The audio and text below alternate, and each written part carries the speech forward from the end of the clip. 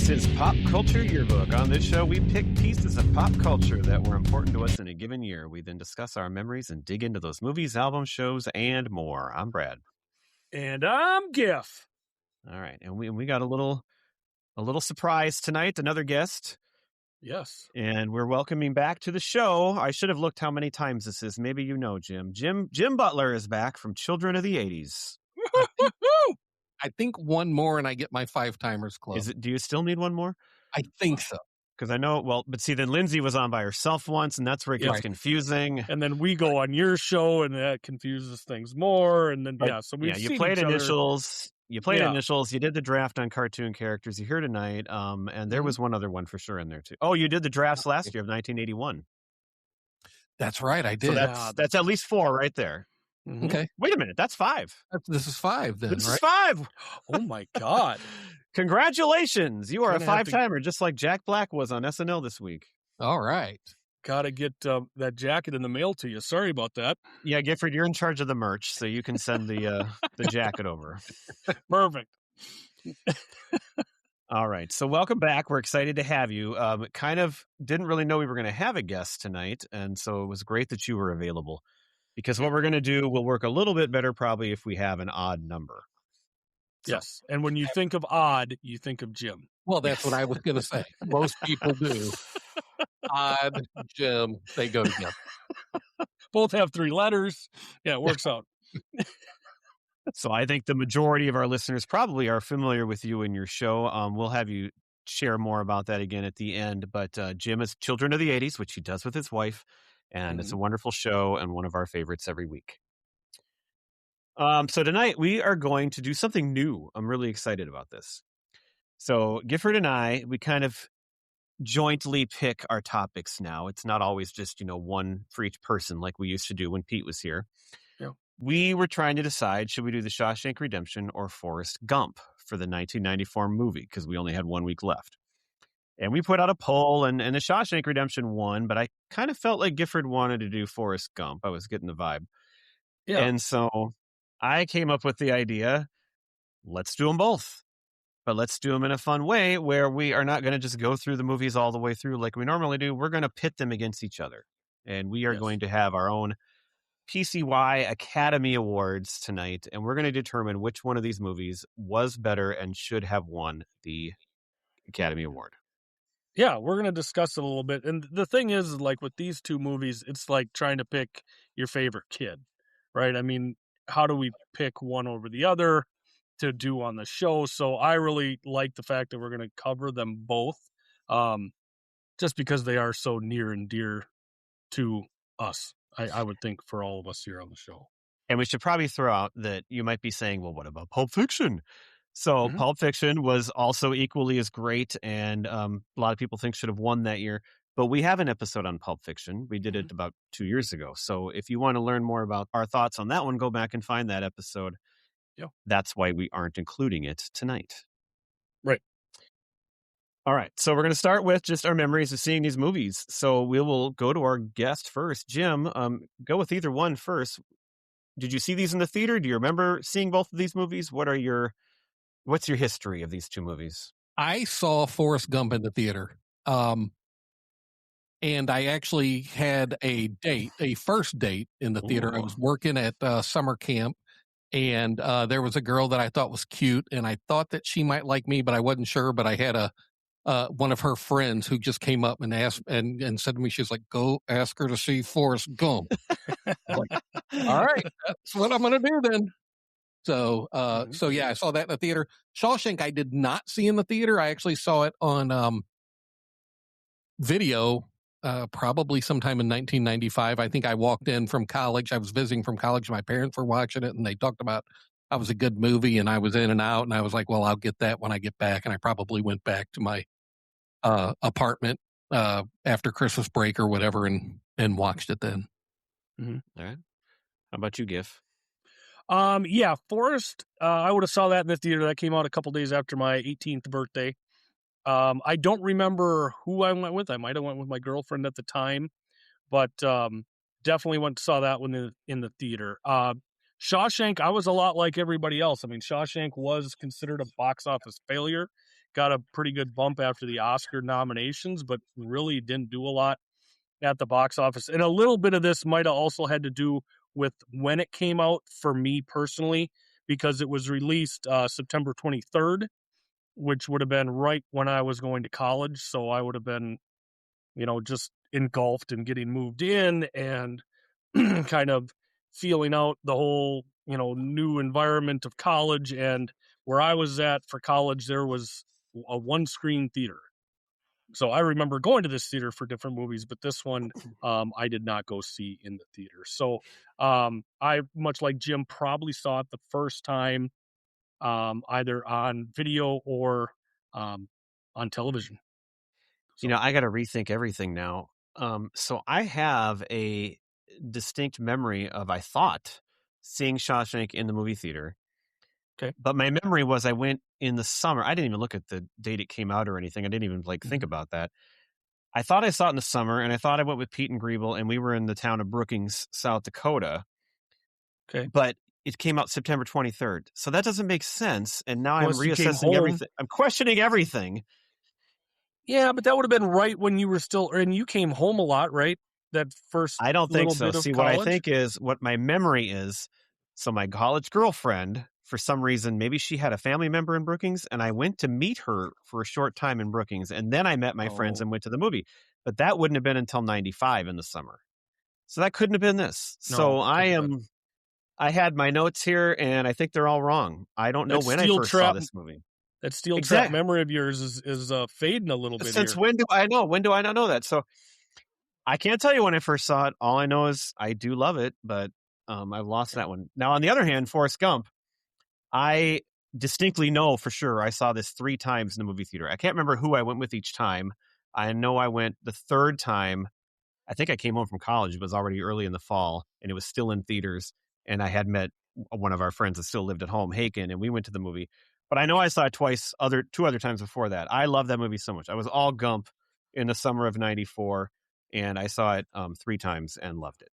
But now I'm very confused. You've thrown me off on the whole Shawshank thing. Some of that with, you mentioned your college girlfriend, you might have had a George Costanza situation at that point in your life, where the brain wasn't working. Brain wasn't working as clearly because of other activities that were happening. No, but see, when this movie was out, it didn't have her, so that had no effect on my brain. Right, but you're still bringing her into the scenario, so that's what I'm going with. Anyway, so we're going to hit on the Academy Awards, and so if you go back to the 1994 Oscars, which actually I suppose were in 1995. Yep. But they were the most watched Oscars since 1983. So for 10 years, there might have been a dip, but this brought a lot of people back. And so Forrest Gump was nominated for 13 awards that night and won 6. Best Picture, Best Director, Best Actor, Adapted Screenplay, Film Editing, and Visual Effects. Shawshank, no slouch, not a big hit in the theater, but it had 7 nominations. So it still was widely respected and loved. However, it came home with the big goose egg. Did not win an award. It's insane. But it pulled a Susan Lucci. Yeah, right? Exactly. Susan Lucci. Mm-hmm. Well, yeah, I mean, because now, looking back on it, if you look at the rankings for these 2 movies. That's why we're here tonight. I mean, Shawshank is a lot higher ranked than Forrest Gump, but at the time. And I think some of it is, I mean, the Oscars will go after, maybe higher-minded movies that don't necessarily hit the box office as well, obviously. But, I mean, Shawshank didn't do that great, and Forrest was huge. So I don't know if that had some, dictation on how I think it was just that Forrest Gump was such a juggernaut that year and Pulp Fiction. I mean, there was, so it got nominated, but it just wasn't considered the winner. Yeah. Well, and Quiz Show and was it 4 Weddings and a Funeral were the other Best Picture nominees. So at the time, sorry, Jim, did you have something to say? I was going to say that's a solid year. Those 5 movies. Mm-hmm. At the time, there really wasn't any controversy. Like everybody knew Forrest Gump was probably going to win, and everybody thought it was a great choice, regardless of the other options. But the debate that I've read a lot about and seen on the social medias and everything has come after the fact. And so, like you said, Gifford, Shawshank was not a hit. It was like a $25 million budget and made about the same. Like it didn't really do anything. But its rise in popularity came through cable TV. So TNT played this movie like nonstop. It was on all the time. And then home video. And, we know a lot of movies that got a lot like Office Space took off on home video. That's where people fell in love with that. And it's one of the most beloved films ever. And you brought up the rankings. So if you go to the IMDb top 250 movies of all time, it's number one. Yeah. It is the number one highest ranked movie ever. And I thought, and you said it was a lot higher than Forrest Gump, and I kind of missed it. I had to scroll back up. Forrest Gump is actually 12. This is higher than I thought. Because I think, there's some people that give Forrest Gump a lot of hate. And so I was surprised to see it that high, but it's actually 12. Yeah, when I say a lot higher, I guess it's because, one did so well at the Oscars in its year, and one got like you said, the goose egg, and then, but through time, it's just ranked, that much higher, and there are different movies, right? Like one's much more lighthearted and funny maybe, and the other one is such a it's darker and darker themes, and much more character driven, I guess. So just one more thing, and then we kind of go on from there. But so a lot of the reason why the debate that's out there has happened is because people like to use the term things age well, and Forrest Gump hasn't aged as well to a lot of people. It's overly sentimental. It's politically simplistic. And the term that I always heard people use it, boomer porn. It's just for boomers, and it's all the stuff that they love. Yeah. And it's true. But Shawshank came to be seen as more of a timeless movie, more subtle, not a big hit right away, but it grew on you, and resonant emotionally. And so that's where that's kind of come from. And of course, you throw Pulp Fiction in there too, and you've got like 3 very different movies, right, that all were great and all were like defining of their style. So, do you have any thoughts, Jim, on the overall controversy that I'm trying to claim is out there? Maybe you don't even think it's a thing. No. I have heard a lot of revisionist history about how Forrest Gump sucked. Yes. Forrest Gump didn't deserve to win the Oscar, this and that. And I don't get it. It's a great movie. Is it simple? Yeah, but so was he. I'm a simple man. Yeah, exactly. And it's just I don't understand. Also, I don't understand how, and I love Shawshank, don't get me wrong. How is Shawshank the number 1 rated movie of all time? Have these people not heard of The Godfather? Or I think that was 2 actually, but yeah, it's that's crazy to me. But anyway, I don't get the revisionist hate because everybody loved it in 94. Yeah. And I think, it's one of those things where none of this would even exist if we didn't have social media. Like once that came out, then everybody starts throwing stuff out there, and that's where we see these debates, and it would just be this kind of under the radar thing that probably wouldn't be talking about much without it. But that's something that existed after the movies came out in the years coming after. Right. I don't get it either. One of the guys I work with always calls me a boomer. I loved this movie when it came out. I loved the history aspect of it. I loved how he was always in something. He was in the middle of Watergate. He was the reason for, he was in the middle of the segregation of Alabama. Like, it was just, I thought it was so funny and such a cool twist on it. And watching it again for this, it's like, I still love it to no end. One thing I will say again with Shawshank not winning a Oscar, my opinion of the Oscars and any award show is, people always say, well, it's just nice to be nominated. The minute that one movie wins the award for something doesn't, to me, diminish the other nominees. Like, suddenly Shawshank wasn't a worse movie because Forrest Gump won. It's still an awesome movie and deserves to be in all of these categories, but there has to be a winner for whatever reason. So I think it's, again, like Brad said, it's all because of social media. People want to put a hot take out there and get, responses, and then they feel like their opinion has validation and meaning to it.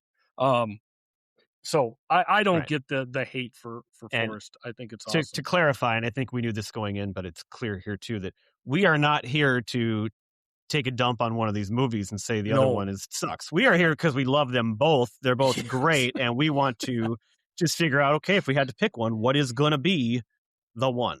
Mm-hmm. Yep. And I think Yep. they'll both win awards along the way on our show tonight. Yes. Yes. And as I said, if one wins, doesn't mean the other one sucks.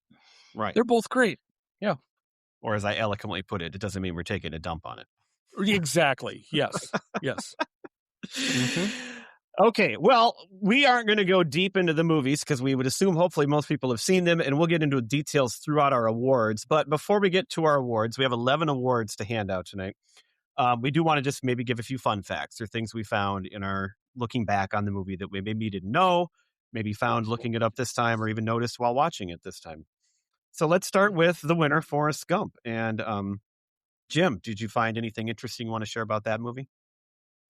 Yeah, I did read that, and I've never read the book, but I did read that the book is like more quirky than the movie. It's not, as heartfelt maybe or as serious. And then obviously it was directed by Robert Zemeckis, who directed Back to the Future. We all know him for Back to the Future. And so I think that's why you get a little bit more of maybe that fantasy aspect, because he is that kind of director. But that's all I got to say about that. Yeah, in the book, I haven't read this book either, but apparently he becomes an astronaut. He encounters cannibals, and it's very cynical and not nearly as lovable as we know Forrest Gump. We all know him as lovable. Correct. So I think I'd much rather watch the movie version. Yeah. Than the book. Agreed. How about you, Giff? Couple fun things here. So when in the movie, when he is at the Watergate Hotel and he picks up the phone to call security, the line you hear is "Security, Frank Wills," and Frank Wills is the actual security guard that discovered the break-in at Watergate on 6/17 of 72. So that's a fun little, factual thing that they put in there. 1982, Louis Michael Ferrugo? I don't know. I can't say. Yeah, right. Ran from New Jersey to San Francisco for the American Cancer Society, and that was the inspiration for Forrest going on his cross-country run. And another thing here, Kurt Russell is the uncredited voice of Elvis in this movie. Really? I did not know that. I think 3,000 miles to Graceland. Yeah, right. Well, and his first movie role was in an Elvis movie. So, and then one thing I thought was kind of interesting. So there is a sequel to this book, and of course, when we have the end of the movie and Jenny is sick with. Well, it never tells us for sure. It's either HIV or hepatitis C. The book tells you that it's hepatitis C. Oh, Jim knows the stuff there. So hepatitis C wasn't diagnosed until 1989.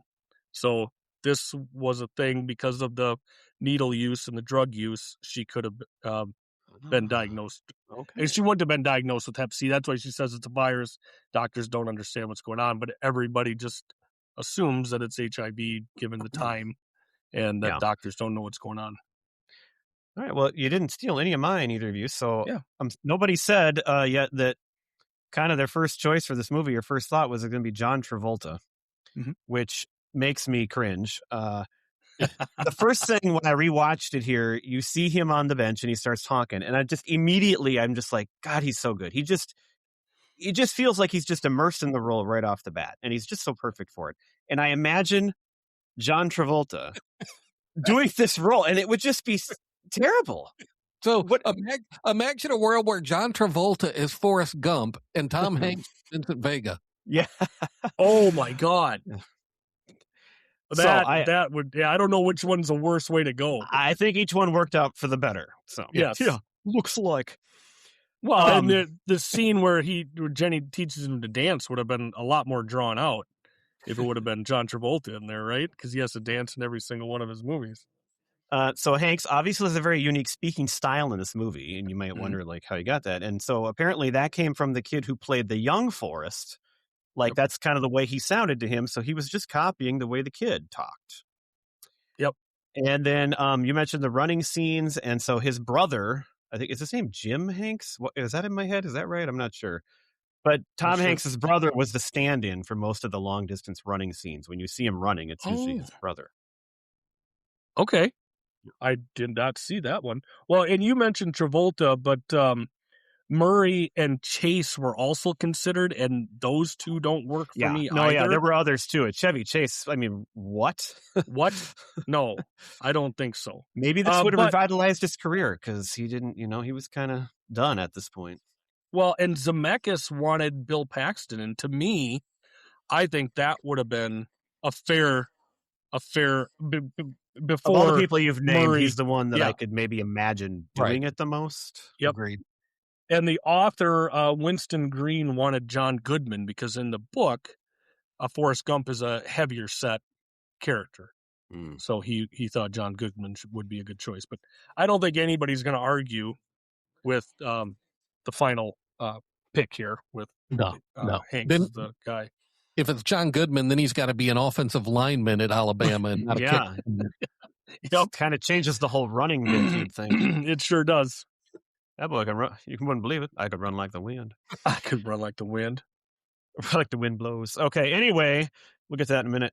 We'll reverse here for Shawshank. I don't have a whole lot that I wrote down about Shawshank, but speaking of other casting choices, Tom Hanks was an option for Andy Dufresne, as well as Kevin Costner, which, of course, he was giant at the time. And I just, I can imagine them both in the role. I'm not sure what it would look like or anything, but it makes sense. And then the other thing that I wrote down was that Red, Morgan Freeman, was actually a white Irish character in the Stephen King novella. But they just thought Morgan Freeman nailed it so good that they went with him. And of course, he's got the iconic narrator voice, which this is kind of where that all took off from.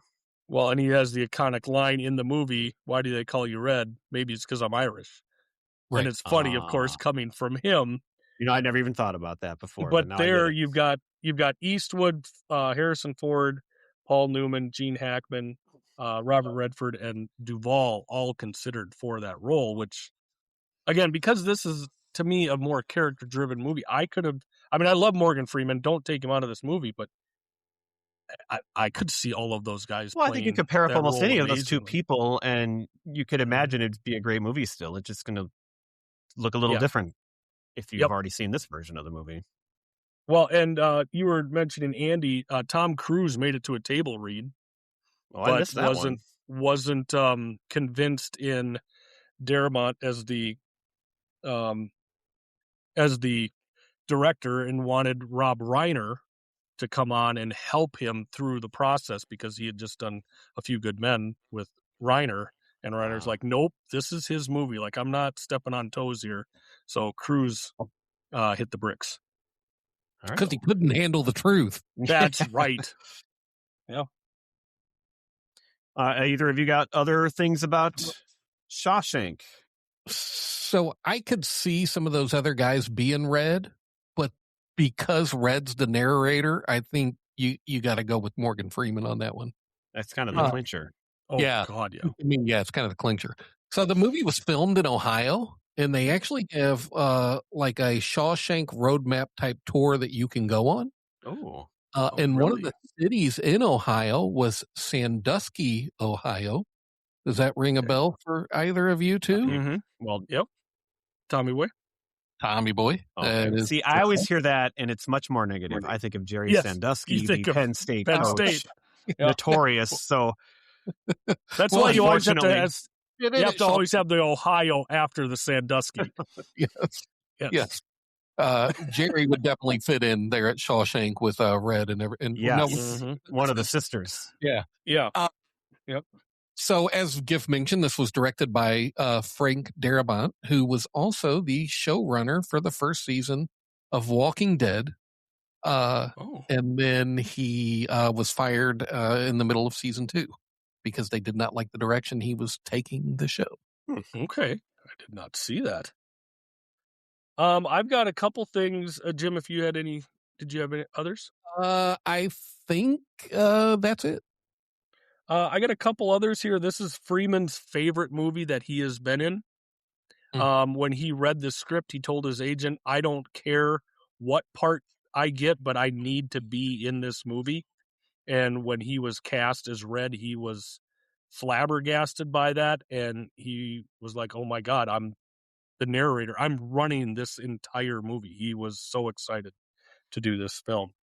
The other thing I have is King was paid $5,000 for the rights for the book for this movie. Never cashed it. Ended up framing the check and sending it back to Darabont after I've seen everything that hit before, as yeah. well as it was. I mean, that's pretty awesome. Not that Stephen King was probably hard up for $5,000 by any means, but this is also one of his favorite adaptations of any of his Yeah, works, not so. all of them worked out the way he wanted to, but No. this is another reason why this one is great. Well, did- and can I just say too, again, when we compare these two movies, one thing that I truly love is that in both movies, your protagonist is an innocent man, right? I mean, Andy is in fact innocent of the crime, and Forrest is just an innocent soul. And you've got this excellent narration throughout both, with Red and with Forrest telling the story as we go. So I do like the similarity there. And they're great. Yeah, Okay. I agree with you, Giff. I like the similarity of the narration between the two. And then we have another connection, too, because Stephen King also wrote another short story or series of stories that was about a prison, and that was The Green Mile, which starred Tom Hanks. Yeah, Tom Hanks. Right. Yep. We've got connections all over the place. And both of these movies clock in at 2 hours and 22 minutes. And I think The Green Mile, which surprised me, is over 3 hours long. Is it really? No, I don't think it's over. It's long, but I don't think it's over 3. I thought it was 309. Let me look that up real quick. But I mean, that movie to me never drags. Like I can't great. tell you how many times I've watched The Green Mile, and it's awesome every time. Okay. Well, while you're looking that up, we will get ready to start handing out our awards, and we're going to start by hitting it pretty hard here. So we have picked 5 traditional of the real Academy Awards, and we'll do those last. But then we also have 6 other awards that we just made up ourselves to talk about this, and because we thought they were good comparisons. 309, by the way, on Green Mile. It is? That's what it says on IMDb. Wow. Okay. Yeah. I watched it just a couple years ago, and I do not remember it being that long because No, it doesn't. Usually feel I would like it's remember that long. kind of thing because I don't right. like movies You are that long. definitely right. All right. Well, our first one is a big one. It is most iconic line. And so there are some great lines in these movies. You've already named one from Shawshank, Gifford. I think we've already said a few just in passing here from Forrest Gump. And so we'll talk about our favorite lines from both, but then you got to pick what you think is the one that should win the actual award. So let's start with Shawshank because there might not be quite as many, although maybe I'm wrong. Maybe you guys have more that you found. So, Jim, what do you have for a couple of your favorite lines in the Shawshank Redemption? I have "Get busy living" or "Get busy dying." That's a great one. That's great. And then I also have one of my favorites, and I use it all the time on our podcast, at least the second part. "Lord, it's a miracle. Man up and vanished like a fart in the wind." Yes, that's great. GIF. I got a couple off of here that I really like. When the new inmate gets beat up and the guards come in, there's somebody who yells, "You people run this place like a fucking prison."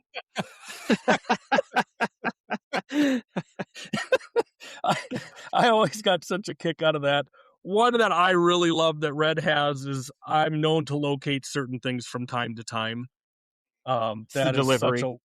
such a wonder, and he uses it a couple times, right? It's used a few times throughout the movie. Another one that I liked is when Andy wants Red to smuggle in Rita Hayworth, and he replies with, "I don't have her stuffed down the front of my pants right now, I'm sorry to say."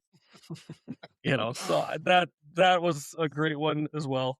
And then the last one, because I'll mention my favorite a little bit later here. The very last line that Freeman has is "I hope." Mm. I think it just wraps the whole thing up just so wonderfully. All right. Well, I the only missed one you've named that I had down was Jim with "Get Busy Living" or "Get Busy Dying" because that's a great one. But then it also goes, "That's goddamn right" after it. I think you could include the whole I thing think there. Andy said it first, and then Yeah, it's in there twice. Fred said it the second time, and then had that part. Yep. Yeah. Very early, before he even goes to prison, I just love Andy's when he's on trial, and they talked about how convenient it was that the gun went missing, and he said, "Well, since I am innocent of this crime, I find it decidedly inconvenient that the gun was never found." I swear to you, I deleted that. I had that down, and I was like, It's "Nah, awesome. I'm So gonna good. delete it. Nobody's going to remember that." And then, I will. Yeah. It's very simple, but in the narration, Red just says, "I liked Andy from the start," and I love that. Stood out to me. It's a great one because we're going to talk. I mean, they have such a great relationship. We'll get to scenes too, but in the scene where they're on the roof and like Andy's kind of getting things to go kind of a different way, and he gets the guard to like get mad, and he says, "Bunch of ball washing bastards." Talking about, I think, the lawyers. yeah. Two more. Andy, it's a good one because you want him to go back at these guys. You know it's going to happen. So before he gets beaten almost to death, he says to the one sister to put him down, he says, "Know how to read, you ignorant fuck." Yeah. Which is just a great use of the F word. And It is. And then it's a sad, but it gets that guy actually like he never walked again, and it led to things worked out. And then the last one I have, which is another iconic one, I think, is "Salvation lies within." Mhm.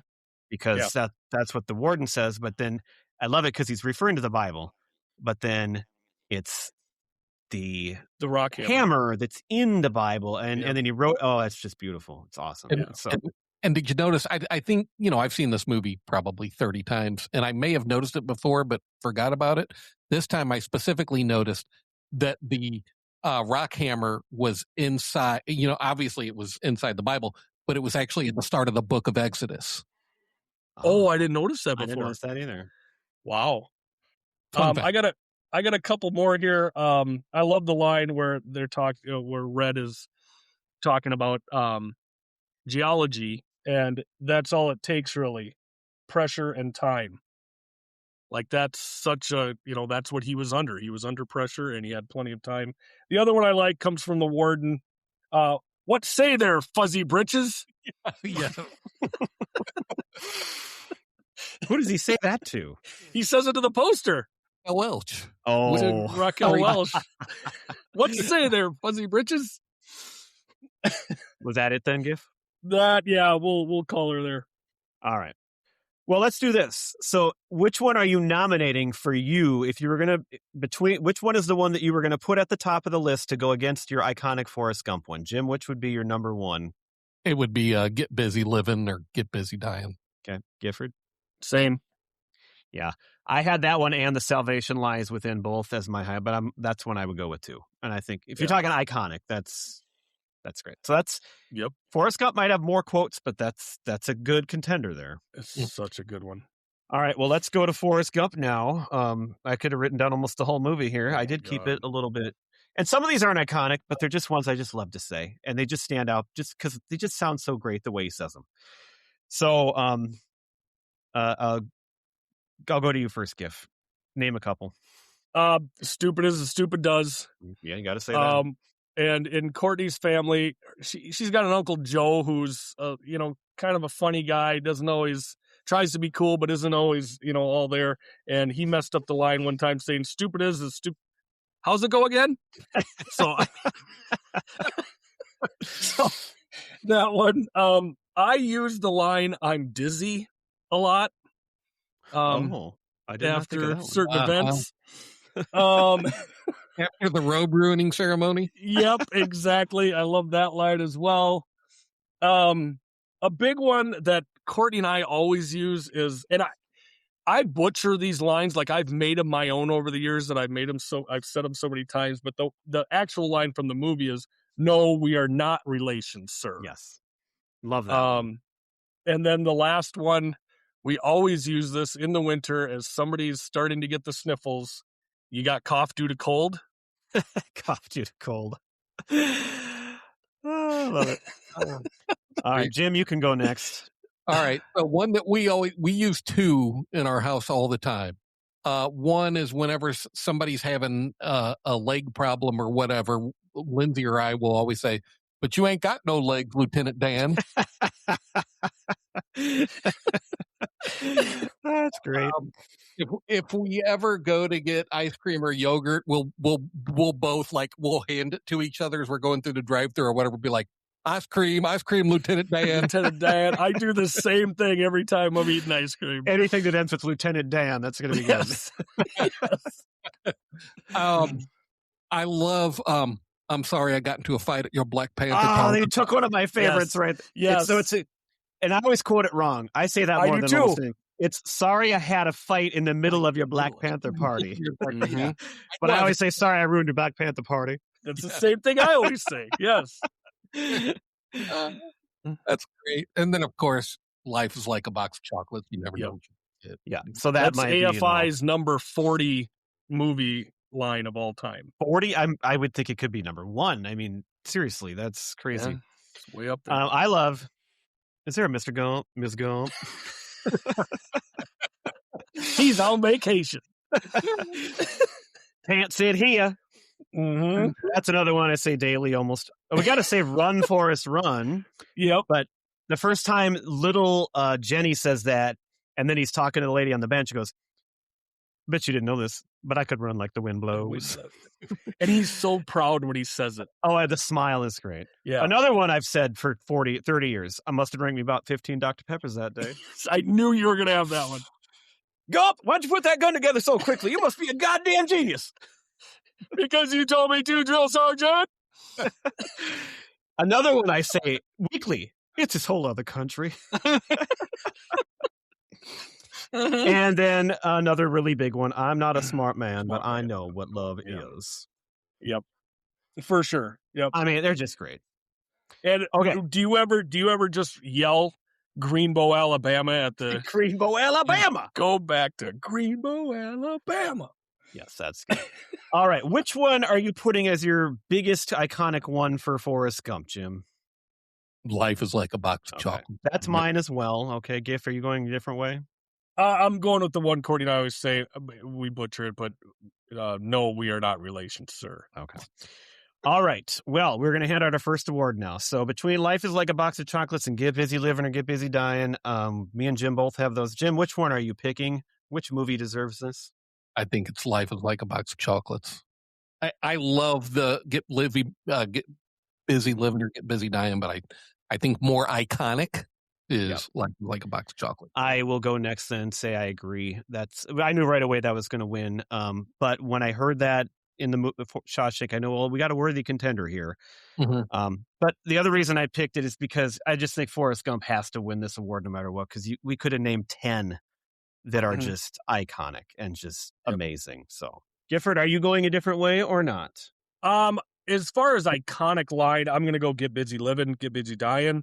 I say the relation won more, but that is such a massive line for that movie. So I'm going to take that one.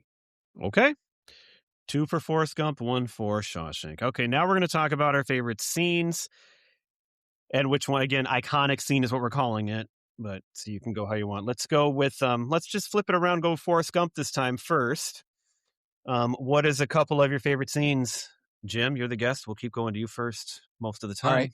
I think after those 15 Dr. Peppers, Forrest telling John Kennedy that he had to pee. Gotta pay. That's another one. You have to say it in the voice, too, when you say the lines. Yeah. Well, we use that all the time, right? I got to pee. I didn't believe the boy said he had to pee. That's my John Kennedy. Yeah. Awesome. Lieutenant Dan pulling a REO Speedwagon and riding the storm out. No, that's good. And then of course Forrest running. Wherever I went, I was running. So you're talking at the end when he's running America? I'm talking where he ran across America 17 times. Okay. and then decided he was tired. Can I just say how much I love his hard G's? He puts Running. he always accentuates the G, and I just love that. I will name a few here. So I love the beginning of the army scene where the quote I said where he's just doing so well. Like he found his place. He just fits in perfectly, and the drill sergeant loves him. So I love that scene. Even though I'm not a big fan of Jenny, I love the scene where he meets her on the mall in the water from giving his speech. I mean, that's just a cool, iconic scene there. When he goes back home to his mom, and he buys a shrimp boat, and Jenny's doing all the drugs. That's like a big turning point scene, and a lot going on there. That's good. But my favorite scene, the one I will be nominating, is also the running at the end of the movie, because not just the running and the quotes, and it's great, and I love the visuals of the desert. But he makes the happy face T-shirt. He Shit happens. He makes the bumper sticker, right? And just personally, I love this scene so much, and Gifford probably will remember this story when I say it, I think. But so my wife and I went on a road trip. We went to Arches National Park, the Grand Canyon. We did a whole drive road trip in 2007. And so we had driven through Monument Valley this day, and we got to the Grand Canyon that night. And so we went and saw it a little bit in the rim, and then before we were going to go back the next day. But we went to our hotel and we turned on the TV. And we had talked about on Monument Valley, this road, like this is so familiar and everything. We turn on the TV and Forrest Gump is on at the scene where he's in Monument Valley and he stops running, and you can see all these things that we ran through that day. We were just flabbergasted. It was so cool. Like, how is this movie on at that scene right now, the day we drove through this one part of the country? So that always stands out to me anyway. But I just think the whole scene is so cool. And it's like, to me, it's the kind of the best scene in the movie. Gif. I'm gonna go with even later in the film. One of to me, the most iconic is when he meets his son, and that moment of self, realization. Like he asks, "Is he smart or is he that's like good. me?" Like he knows he does not want this hard life for his son, being And that's not as bright.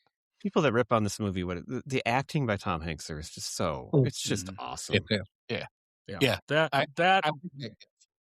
moment's amazing. Because I'm guessing when we all saw this in 1994, that scene doesn't hit like it does now when we have children, right? Right. And he meets his child for the first time and he's blown away, and then he asks that, right? And it's like, it just hits harder now than it did in 1994 for sure. Yep. But sorry for hijacking your. No, please. The one that I'm going to nominate is the scene in Vietnam where he pulls his platoon out from that's good too. From the fire. Like, I mean, it goes from him talking about how everything is so easy and wonderful. We're just gonna go on a walk in the rain and all this, and all hell breaks loose, and he's just doing what he can.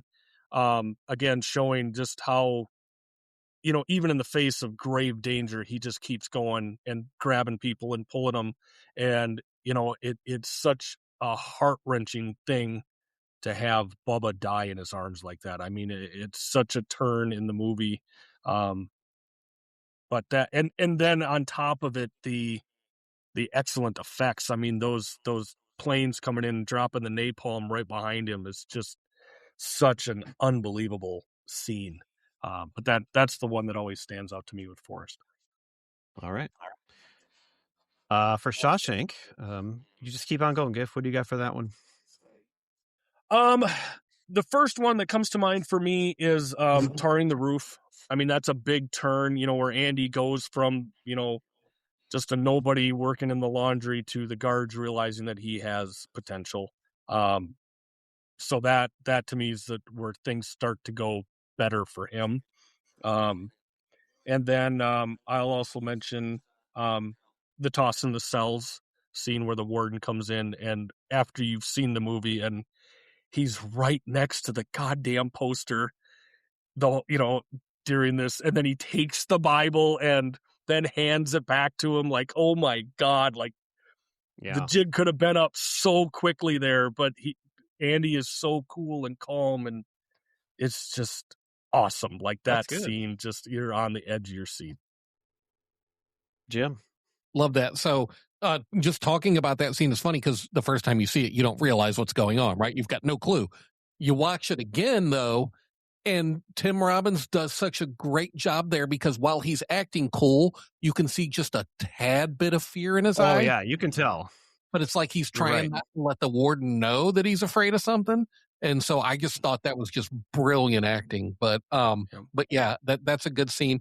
I think of the fresh fish scene when they first get off the bus and Andy first comes into into Shawshank, and they all line up and all the prisoners go and start hollering at him, and they're making bets on who's going to crack first.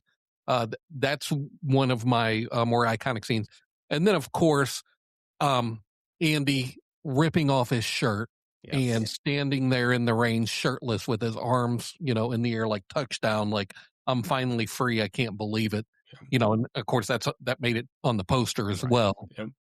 And so that was the first thing that I thought of when starting to talk about iconic scene. So that is my number one as well. It's on the poster, but when you watch it, the score, the music playing, and then the lightning and the whole scene is just amazing, and ripping the shirt off, and he's free. Like you know what he's been through, you know how long it's been, and just that feeling, you feel it for him. It's amazing. The ending on the beach is great too. I think you got to include that in there. I did have when he hands the Bible with the hammer in it to the warden, Gifford. It's such a tense moment. But I mean, really, to me, the other one, it kind of all goes together almost, but it's from the moment that Andy is missing on. I mean, the whole thing is just incredible. And it's the reveal of the hole. Like when they take the poster down and see the hole and you see the warden's face in it. So I'm kind of between that and the ripping off the shirt, but you know what? I'm going to go with the reveal of the hole. Because I think of the warden's face in there and like the big eyes. And I do have one question about that though. And I'm wondering, it seems like a pretty obvious question. You see him going through the hole head first. How did he get the poster back up? Yeah, it's a good Nobody question. really ever thought of that before?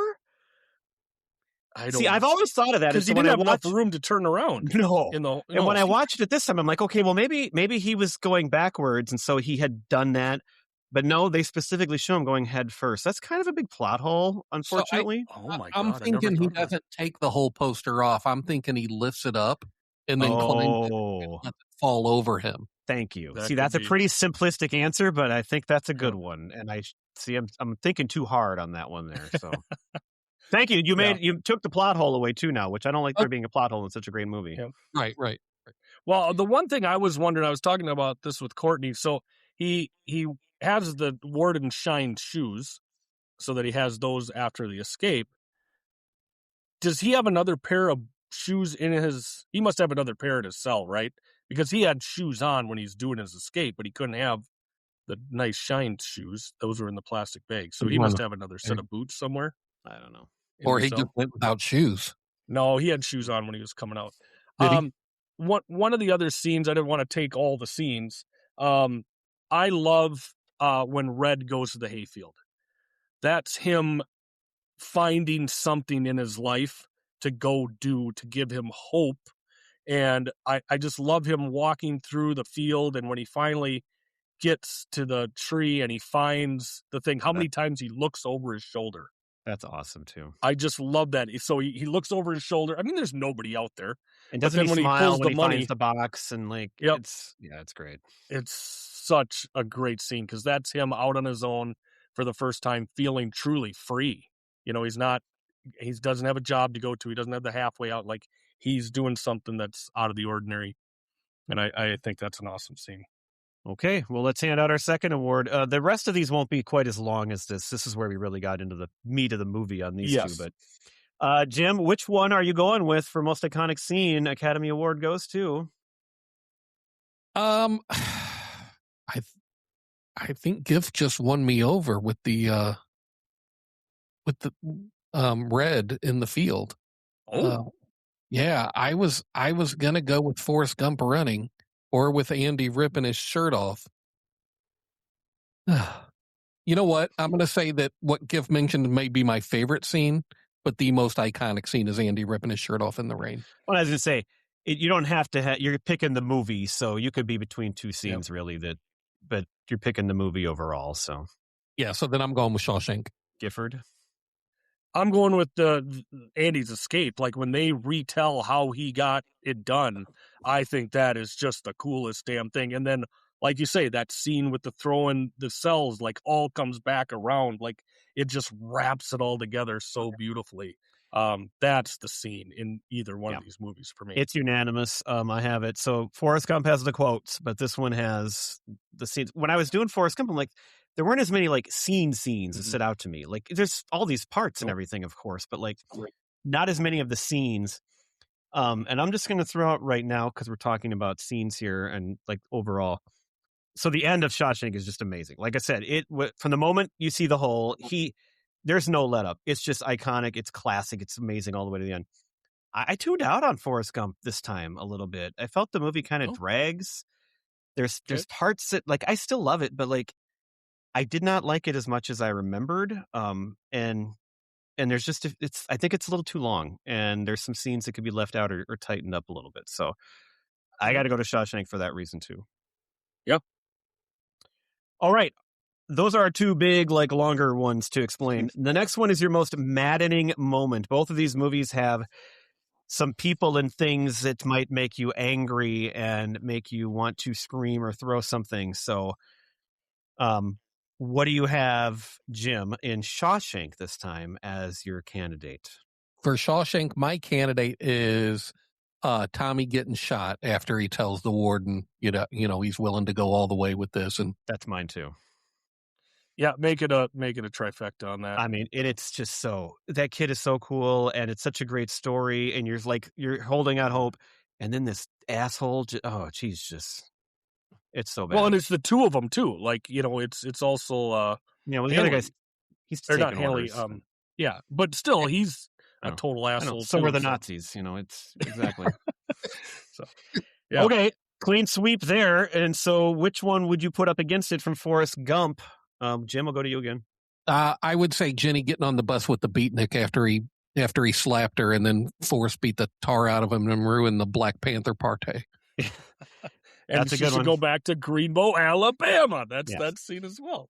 Gifford, how about you? It's Jenny leaving in the morning after she has sex with Forrest. Oh, and that's so bad. She's out the door first thing in the morning. He is when he wakes up that morning, he is the happiest man on the planet. And so quickly, it just all comes crashing down. Well, first of all, she turns down the engagement. Mm-hmm. But then after doing that, she goes and takes advantage of him. And like, okay, well, she's going to stick around. They're living happily. It's kind of nice. But then she gets up and leaves again. It's like, are you kidding me? And she's not high, and she's not on drugs at this time. She doesn't have that excuse. Ugh. She just, I mean, it's too much to handle for her. I mean, she's living with some deficits. I mean, she definitely had a rough childhood there. But the fact that she, like you say, turned him down, then went to him that night, and then first thing in the morning she's gone. And that's what I'm going with. But I also have that she has a kid and she doesn't tell him for 5 years. I mean, why? What's that about? And then, now she's dying. Now she agrees to marry him. Like, come on. Yeah. She'll tie into our next category. Okay. She will. So obviously she's maddening, but I'll go first here. I'm still picking killing Tommy because it's murder and it's terrible. And it's just so that warden, man, I'm picking Shawshank again here. As the DA in Shawshank said, Jenny had a rough childhood, so that could be understood if at least not condoned. So I'm also going with Tommy. Yes, I'm glad you brought that up because I wrote that down too. At least she has a little bit, like there's things you can do to excuse her behavior, at least on some level. Yeah, she's messed up in the head. Yeah. Gifford? I'm going Jenny leaving, man. I mean that. Ooh. Yeah. Oh man, it's just to do that to that poor guy again, just continue to leave, because he says it, again in the movie, I think when she left on the bus, like, and and just like that, she was gone again. I mean, it just tears him apart every time. And I don't know. That's my answer. Okay. The next one kind of runs together. We'll see if it's the same answer or not. But the next category is best villain. And so what I've got here is I've got the warden and I've got Jenny. And the warden I have on here because he has no excuse. And on top of that, he's one of these fake Christians who spouts the Bible and does all this stuff. And then his actions are awful and just sickening.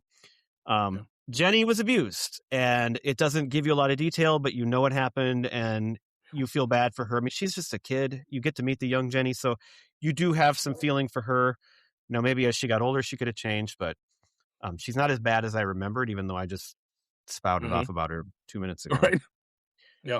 So Warden and Jenny, you guys going with, did you have anybody else to add to the list, or are those our picks? Gifford? I just want to mention Boggs, how much I hate that guy. Is he from Shawshank? Is that the name of the sister that rapes Andy? Yeah. I hate him. But no, I'm picking Jenny and the warden for, and again, the main guard is a horrible person too. There's a lot more to choose from, I feel like, in Shawshank, obviously. But I would go with Jenny and the warden for Anything my 2 to add to picks. that, Jim? So I had Boggs down as like a possible, and then obviously Jenny. For Forrest Gump, I also had HIV or Hep C could also be the villain. Or her dad.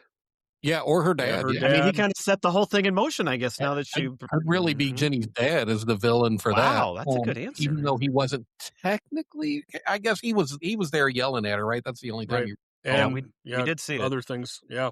And then for Shawshank, I think you can go with Captain Hadley or Warden Norton. I feel like they're kind of like Vader and the Emperor. One just reports to the other, but they're both equally as bad. And it seems like Captain Hadley really enjoys beating the crap out of prisoners and being a hard ass. Whereas Warden Norton almost kind of does it out of necessity at times. He at least could be, I guess, nice if it served his purpose. So I don't know. I think it's 50-50 on those two. All right. Gifford, who are you picking for your Academy Award? My award goes to the warden because he does kill Tommy. Like, come on. Like, you kill him so that you can keep Andy under your thumb and making you money running your scams. He is the most despicable person in either of these two movies. In my opinion. I was going back and forth here, but no, that was my pick, and I'm sticking with it. I mean, it's the whole thing. He not only did he kill Tommy, but what he's doing to Andy too, knowing. Well, that's why he kills Tommy. He has to kill one to keep the other. It's like, oh, what a douche. It's terrible. Well, he's obtuse, so he's obtuse. He certainly is, right? Yes. Jim, are you picking anybody other than the warden? Jenny only killed herself. The warden killed Tommy, so I'm going with the warden. All right. Yeah.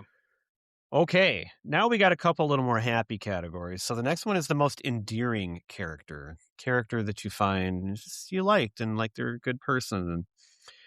So for Shawshank, well, I'll let you go first. So Jim, who'd you put on that list? Red. Okay. Just Red? Just Red. He's my most endearing character for sure. I had Brooks. I thought Brooks was the one I thought of first. Did you have Brooks's eyebrows? No, I did not.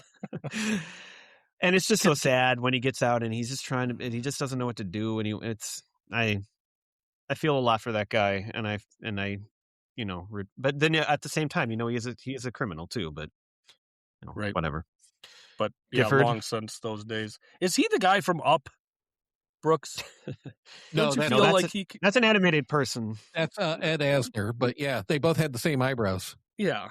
Brooks is a really good one there for Shawshank. Tommy, he's a little bit too loudmouth, but man, you really do. He's not in the movie very long, but man, you really like him. But I'd probably go Brooks for Shawshank. For Forrest Gump, I had more options here, so I think Bubba's a good choice.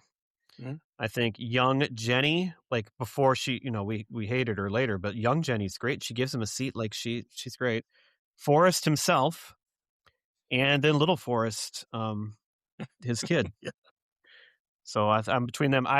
For me, I am picking basically Forrest and his son. I'm picking Forrest Gump. Forrest is my pick for Forrest Gump. GIF. Yeah, I completely agree. I mean, I love Bubba. He's absolutely great. But Forrest is, I mean, you can't take your eyes off the guy. He's just the best. You pull for him at every turn. You're always happy. Like when he, you know, gets invested into Apple and makes a ton of money. You just love that. You love that things just work for the man, and he's such an innocent, lovely person. So yeah, I'm going Forrest. Who you got, Jim? I'm just glad Bubba didn't get his lip caught on a tripwire because that would have been really bad. Got big gums.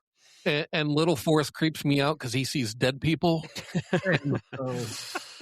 Yeah, I had to double check that. Like I forgot that was him, and I'm like, wait a minute, but it obviously was him, but I totally forgot. And I mean, I think it's Forrest. All right, I think it's Forrest. All right, so who are we picking for the winner? I'm going Forrest Gump. I think.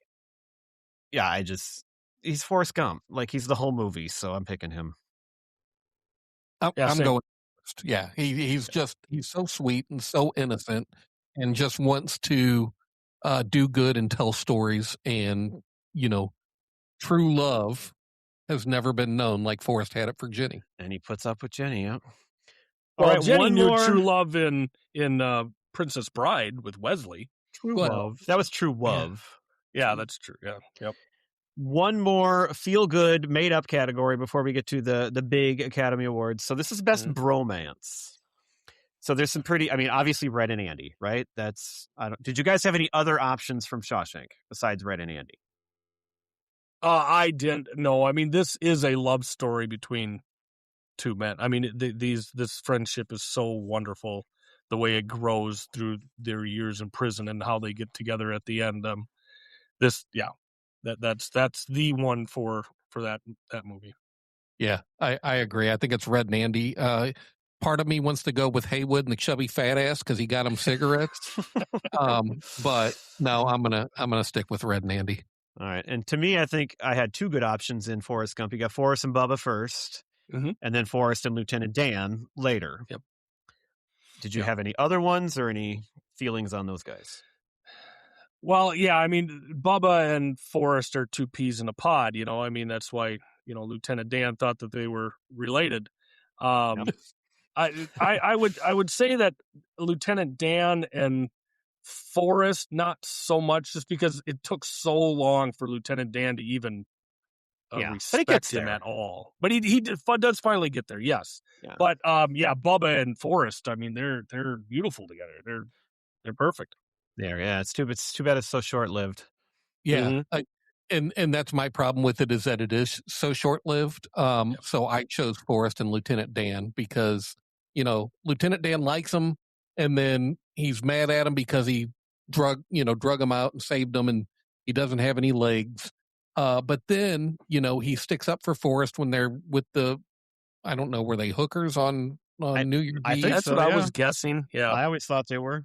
So he throws the lady off of him, right, because she called Forrest stupid, right? And then of course he comes down to help him, become a millionaire with the shrimp boat, and then of course he comes back with legs for his wedding. And so to me, that was that stood the test of time. That romance stood the test of time. Yeah. And bromances don't always start out great. Look at you two. Right? You know your history. That's awesome. You do know your history. Exactly. Didn't take as long, but yes, we had a controversial beginning. Yes. All right. Well, my pick for this one is Red and Andy. I mean, I think it stood the test of time. They went through are you going to go a different way or not? No, I'm not. No. Okay. I mean, I love the Forrest and Lieutenant Dan relationship, but it's got to be Red and Andy for sure. That whole movie is Red and Andy. Yeah. Okay. So that takes care of the pre-awards. We are now going to get into real awards that were given out that night. The next one is the best score or soundtrack, so basically best music. And I'm pretty sure this is going to be another runaway on this one, but we got to bring it up because the music is pretty awesome, especially in Forrest Gump.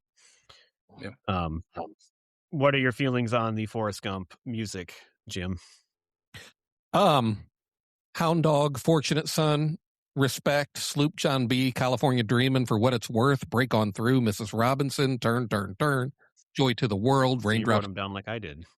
Sweet Home Alabama, On the Road Again, Against the Wind, Go Your Own Way, Running on Empty, 4 songs by The Doors, 2 songs by Leonard Skinner. I mean, it's just it's like one of those Time Life commercials. Yeah. You know, I mean, if anything, you could almost say it's too much. Like, okay, you're just trying too hard to put all these songs in here, but that's not the way you felt at that time. I mean, it was awesome. So. Right. So, Well, and the way it chronicles the movie. Right. You know, I mean, we start with Elvis, and we but even moving. before that, the Rebel Rouser playing is my one. I love Yeah. that song. Yeah. Yeah, and then it goes through Elvis, and you named most of them. You got Hello, I Love You, People Are Strange. You got Everybody's Talking. Love that song. Get Down Tonight. Running on Empty. It Keeps You Running. Go Your Own Way. All these great running songs. Yep. It's just awesome. It's it great. Accentuates what's going on so well with the movie. And the score is nice too. Like I think it's pretty memorable when they're not playing those songs. The score is pretty darn good too. I felt like the score kind of got overshadowed by all of the music. Yeah. You notice though, when they were playing Everybody's Talking, they're going through New York and Lieutenant Dan yells at the cab and slaps it. It's like, hey, I'm walking here. I'm walking here. Yep. Shawshank, good score. Not very memorable though to me. Like I love it when I'm watching it, but I can't sit here and really imagine it or hear it at all. So, I mean, I'm just Forrest Gump. Obviously, anybody want to add any more? Or anybody want to pick the mega upset? No, I don't think I'm going Forrest all the way on this one. Yep. I think this is probably the easiest category, until we get to the next one or the next one. Yeah. So the next one is the best effects, which Forrest Gump did win best visual effects at the Academy Awards. I think sometimes people maybe forget like how groundbreaking it was when they put him into the real footage with these people. Like that was just blew your mind. Yeah. And then not only that, but Lieutenant Dan's legs. How did they do it? Where were they? Yeah. There's a couple of parts where it looks like maybe they're tied up under, but they're not. Not all. They're not. No, they It's put amazing. blue stockings over him so that they could digitally remove them, and then they would put in like in his apartment when he falls out of his wheelchair, like there's that table there and he spins around. Well, they put that table in after the fact, so that table's not real. So he spun around but it's so good. It's seamless awesome. And it looks good. And you even mentioned like the war. There's a war scene and like that's well done. So yeah, I don't have anything down about Shawshank for effects. Did you guys have any effects in Shawshank? I can't really remember one that would really stand out so much. I mean, a well-timed strike of lightning, I guess. Right. Yeah. There you go. Yeah. Yeah. Timing your hit on the pipe with that's probably about it. I don't know. There was a dead maggot that was fed to a bird. I don't know if that's really necessarily a huge effect, but. And again, this doesn't diminish Shawshank. It's just that's not what the movie was about. Like right. Yep. So, okay. Well, let's go on to best screenplay then. So, Forrest Gump won best adapted screenplay, and Shawshank, I believe, was nominated. Right? Did you guys? Yes. Yes, it was nominated, but Forrest Gump won. And so, what do you think about that? Which one would you vote for this, as far as the story and the writing? This one's tough because this is a good one. Because Forrest Gump, they changed a lot of things from the original, so it was almost like like an original screenplay, even though it was based on the book, because it's nothing like the book or very little like the book. Whereas Shawshank, if you've read Rita Hayworth and the Shawshank Redemption, I mean, it's pretty much dead on. So it's kind of like, okay, what do you give credit for? Sticking more to the source material and making that come to life? Or is that maybe part of the direction? Or do you give it to the screenplay that went so far away from the original material that it's almost not the same. I'm not sure. I'm kind of hoping you guys will both vote the same way, and then I can vote the easy way. What do you think, If? Oh man, they're both so phenomenal.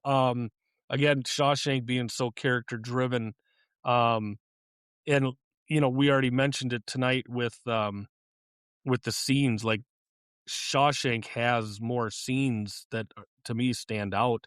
But Forrest, the way it just weaves him through time and inserts him into situations, and this guy who's below average IQ can rise in anything he does, whether it's the army or playing ping pong, falls into great wealth. And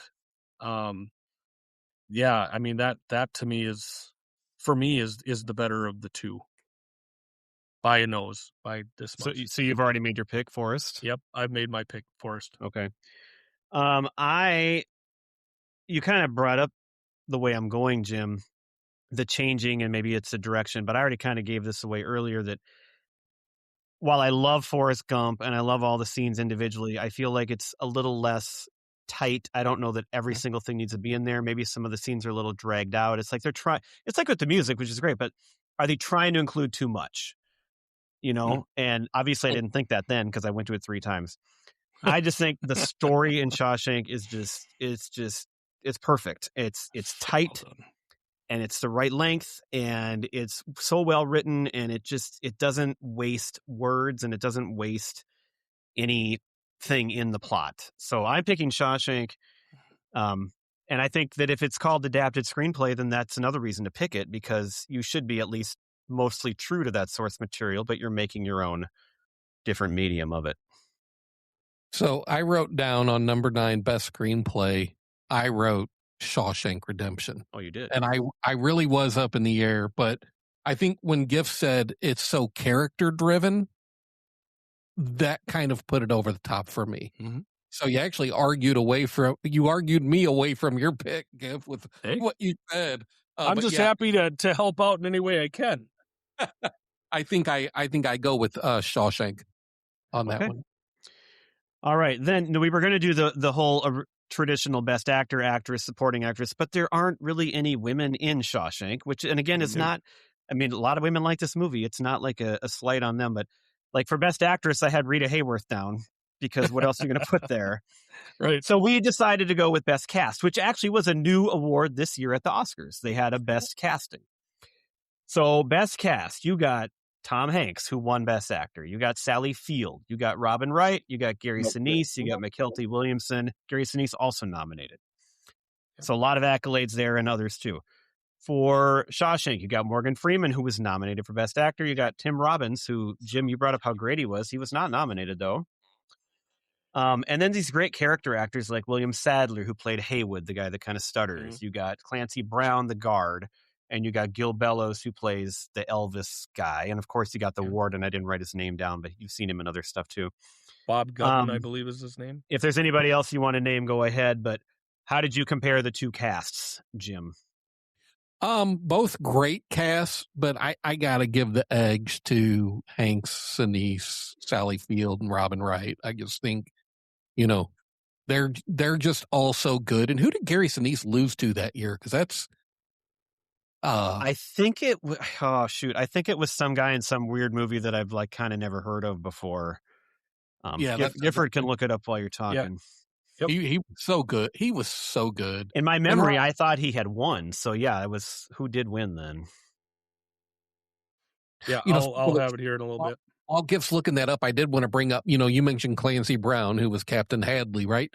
Mm-hmm. Also played a prison guard in Hurricane, where he was the prison guard for Denzel Washington, Reuben Hurricane Carter, but he was actually a nice prison guard in that movie. So I think he may have been typecast as a prison guard. So best supporting actor that year, Paul Scofield for Quiz Show, Samuel L. Jackson, Pulp Fiction, Gary Sinise, Forrest Gump, Paul Materi for Bullets Over Broadway, and Martin Landau won for Ed Wood. That's right. Oh, yeah. Okay, that was good. That's right. Yeah, that's a tough category that year too. Yeah, he was. They were all worthy, really. Yeah. Oh, right. And again, they aren't lesser. Their performances aren't lesser because they didn't win. They're all amazing performances. Okay. So you picked Forrest Gump too? I'm going with Forrest on that one. Yeah. And that is another sweep for me. And I think we can go. So first of all, it won more awards, but that doesn't mean anything. But we can go back to what we said at the beginning when we talked about the other casting possibilities. Mhm. Like, there's a lot of people we could see playing in Shawshank Redemption. Like, these Yep. guys were amazing, but I think the movie could have been as good with some other people in there potentially. I'm not so sure about, especially Forrest Gump. I mean, John Travolta, come on. But I just think the casting, Michael T. Williamson and Gary Sinise especially, they're just perfect on those roles. And so I got to go Forrest Gump too. But Tom Hanks is the thing that really sets it apart. Yeah, because he's not Tom Hanks, and that I don't look at him and see No. Tom Hanks when I watch that movie. I look at him and see Forrest Gump. Who did Gift pick? And I think with these movies, again, like you said, like this Forrest Gump is about Tom Hanks and him pulling this movie the whole way, beginning to end, and he is amazing in it. Whereas Shawshank, you get two barrels with Tim Robbins and Morgan Freeman. I mean, they're both, to me, equally good. But once, I mean, again, the Warden does a great job, and Clancy Brown does a great job. But I think there's such a fall off after those two. Whereas with Forrest, Sinise is amazing, and Bubba and Mama and Jenny, they all do such phenomenal jobs that I gotta go with Forrest on it. Okay. All right. So that brings us to Best Picture. Before we do that, though, I have been sitting here tallying up where we're at. And again, this doesn't matter. You can pick Best Picture based on whatever you want to. But if you'd like to know where we stand, this is how it came out so far. So in the non-Academy Award categories, collectively, Shawshank Redemption won 12 and Forrest Gump won 6. And we all picked Shawshank 4 times and Forrest Gump twice. So we were very similar on the overall. They weren't all the same ones, but we all came out 4-2 in favor of Shawshank. Now, on the other hand, on the Academy Award ones, Forrest Gump won 10 and Shawshank only won 2 of these so far. Hey, we got them 2 so far. That's good. We got them 2 from 0, so that's good. Right. And I was 3-1. Jim was 3-1. We both picked Shawshank for screenplay, but otherwise, Gift was 4-0, and Forrest Gump swept everything else: cast, screenplay, and effects and soundtrack. Which is not surprising because effects and soundtrack were going to win that no matter what. Yeah. Yep. Okay, so that means the grand total right now. I'm dead even at 5-5.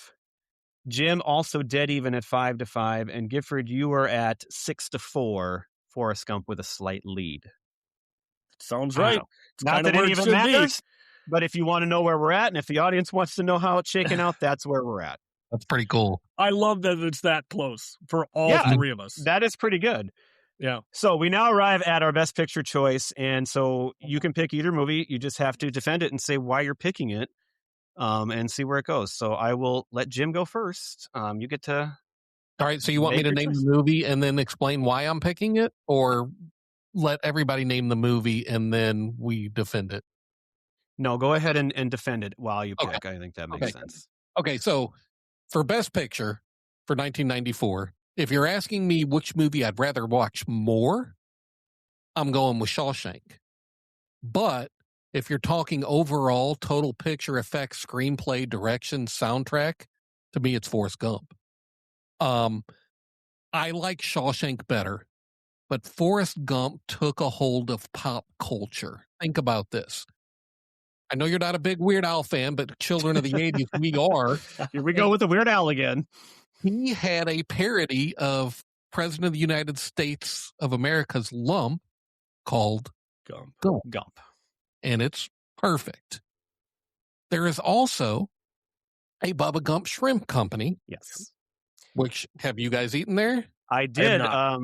2 years ago, for the first time, my son and I were at Universal in California, and he wanted to eat a Bubba Gump. So what do they serve there? Shrimp gumbo. Shrimp, Shrimp and shrimp Creole, potatoes.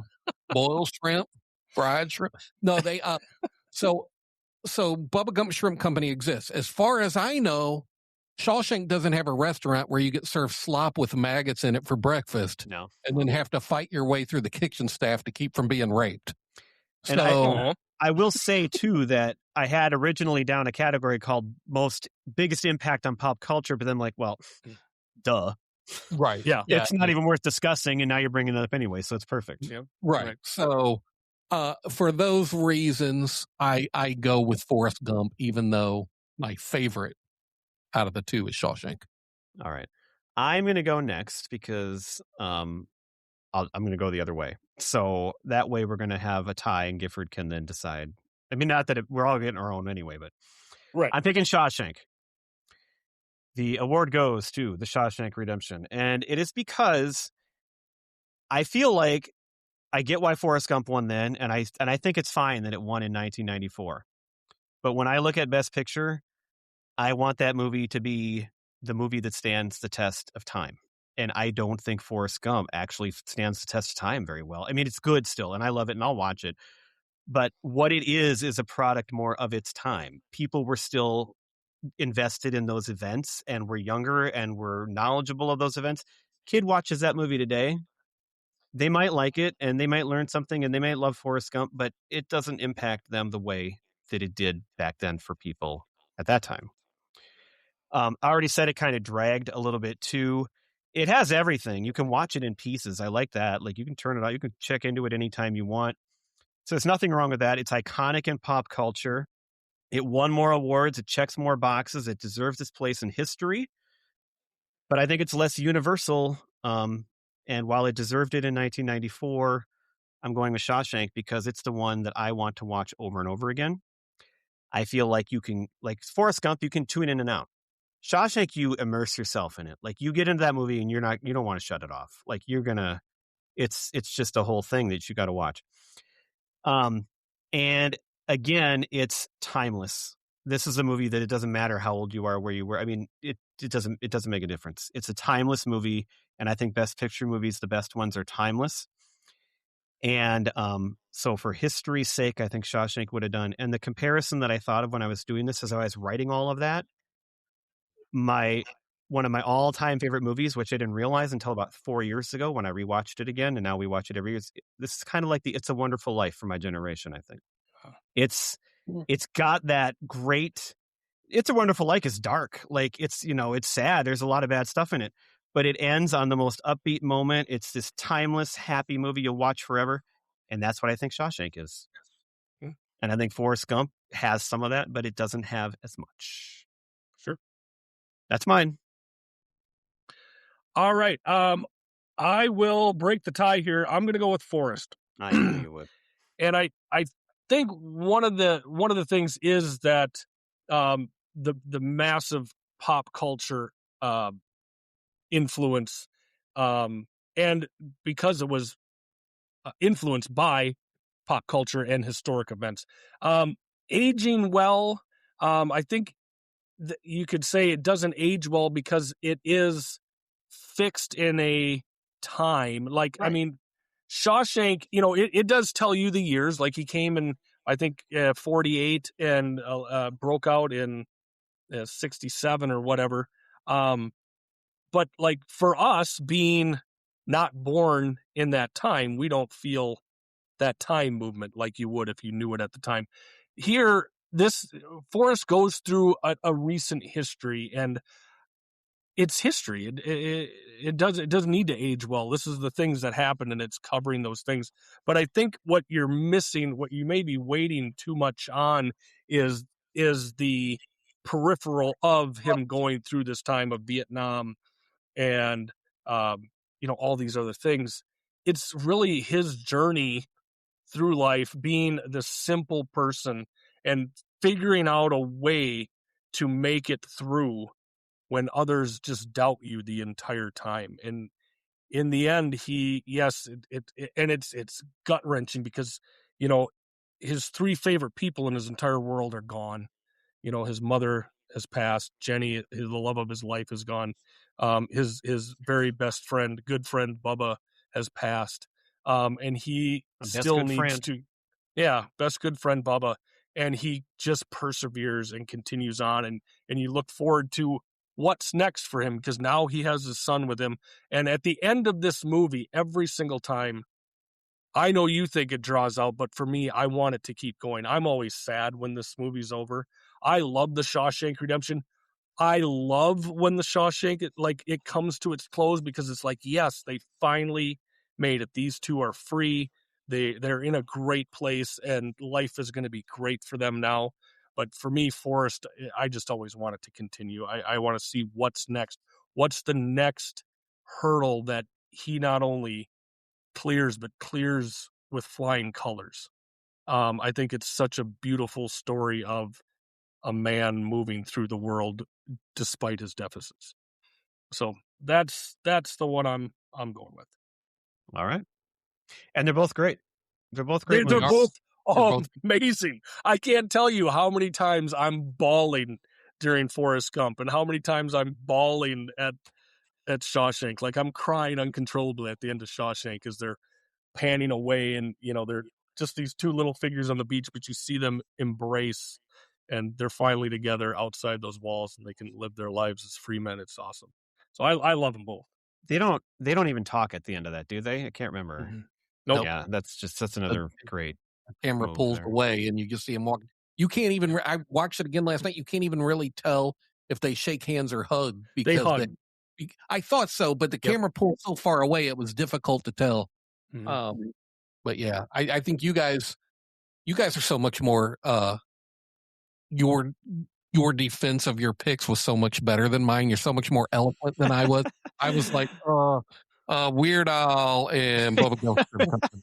You guys came on me. Those are good reasons, though. You made a good Jim, point. what I loved about yours, because you did so well what I wish I could have done and said it, you were able to include both of them as great and wonderful. This one's my favorite, but I'm gonna pick.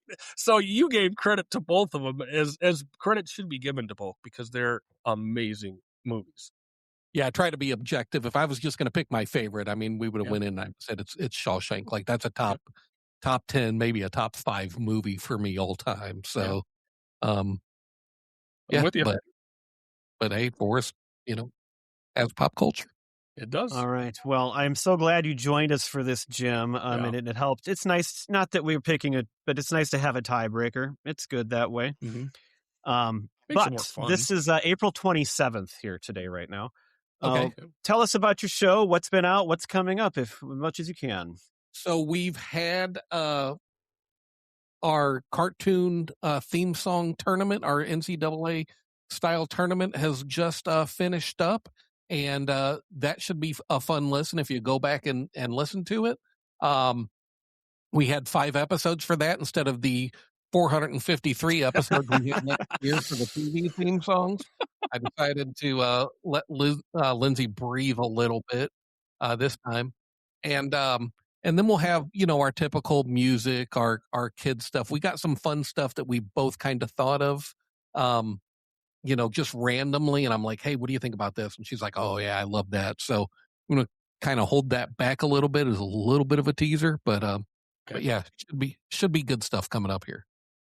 I love it, because that's how we go too. I get to just say stuff, and Gifford's always like, "Yeah, let's do it. That's great." So he's the best partner I could have. You have great ideas.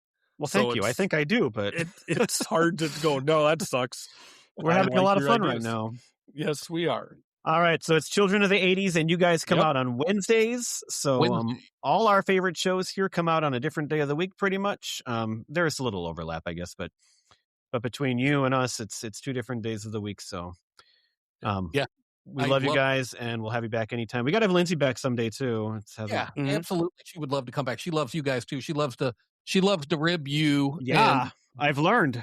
And gift cracks her up. So I feel like they've got a special little relationship there too. And I just want to say thank you for having me on. I do love your show. It's not, I listen to it every Monday because I text you both usually about it. But Brad, I will say that you are my best good friend. Oh, And Giff, I am glad because I've missed you. It's been a while, so I've I missed. know. And it's been a little drab around here, and I just felt like today I just miss my friend. No, that's so kind. Very, very kind. Well, and thank you again for coming on. I mean, it's always fun to have you on, and I think when we're doing stuff like this, it's always great to have an odd number so we can break those ties. So, excellent to see you again. And it ties into the theme of the month where we have our really long episodes too. So exactly. Yeah. Here we go again. Well, and as Brad said, we're April 27th today, so we're going to close the yearbook on 1994. For a while, I think we can come back. We had a really good time this month, so we can come back again. But what are we getting into next month, Brad? Well, you want to really complete all those years and be true to our statement. So we're doing 2010. Yes. Which, it's 16 years ago, and there's going to be some really good stuff. I did my picks the other night, or looked at, and the movies in 2010 were amazing. There's a lot to pick from. So we'll have some good ones. But our 2015 episodes weren't as well listened to as others, and so hopefully the 2010 ones will catch on a little more too. But hopefully. But it's what we do. We cover the gamut. We do. Hey Jim. Yeah, he knows the answer. Which band didn't win a lot of critical awards, but always wins the fun awards? That would be Preacher Row. That is correct. Nailed it. Yeah. Well, thank you everybody for listening. Thank you, Jim, for coming on and gracing us with your knowledge and your presence. All right. Tune into 2010. They're going to be good. They're all going to be awesome. Promise. Bye. Yeah.